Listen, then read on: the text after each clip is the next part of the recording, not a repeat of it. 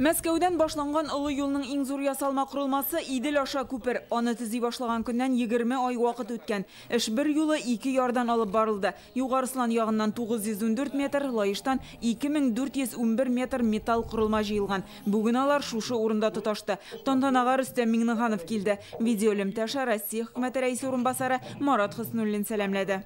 Я от всей души хочу поздравить.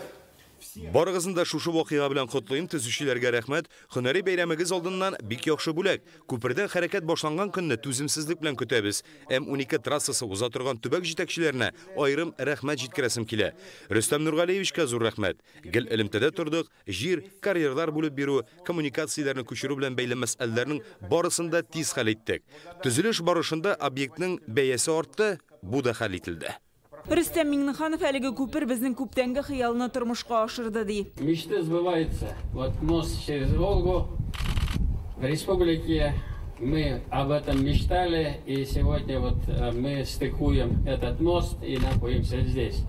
Конечно же, пользуясь возможностью, слова благодарности хотел бы выразить главе государства, президенту Российской Федерации Владимиру Владимировичу Путину, правительству. Марат Шикаржанович, вам лично, за штабы, всем транспортникам, дорожникам, компании «Автодор», с которой мы плотно и эффективно работаем, ну и мостостроители. Прекрасные ребята из Тюмени, очень хорошо работают, большое спасибо. Надвижка завершена. Күперне ике яктан тоташтырганнан соң аның астыннан беренче булып Яшел үзәндә җыелган, берничә көнлек кенә суга төшерелгән яңа метеор узды. Күпернең озынлыгы 3362 метр, аны торгызу өчен 28 нигез баганасы урнаштырылган, 45 мең тонна металл тотылган.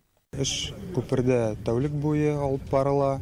Барлыгы күпердә 1100 кеше эшли һәм 140 единиц техника эшли.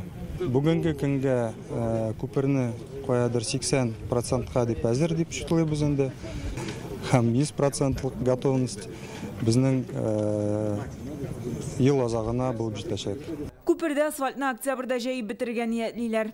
Создание таких уникальных и сложных сооружений. Мондай уникаль катлаулы корылмаларны төзүчеләрнең тәҗрибәсе, осталыгы белән генә торгызып була. Бүген илнең төрле төбәкләрендә күперләр төзелә. Яңаларны вакытыннан алда тапшыру да матур гадәткә әйләнде.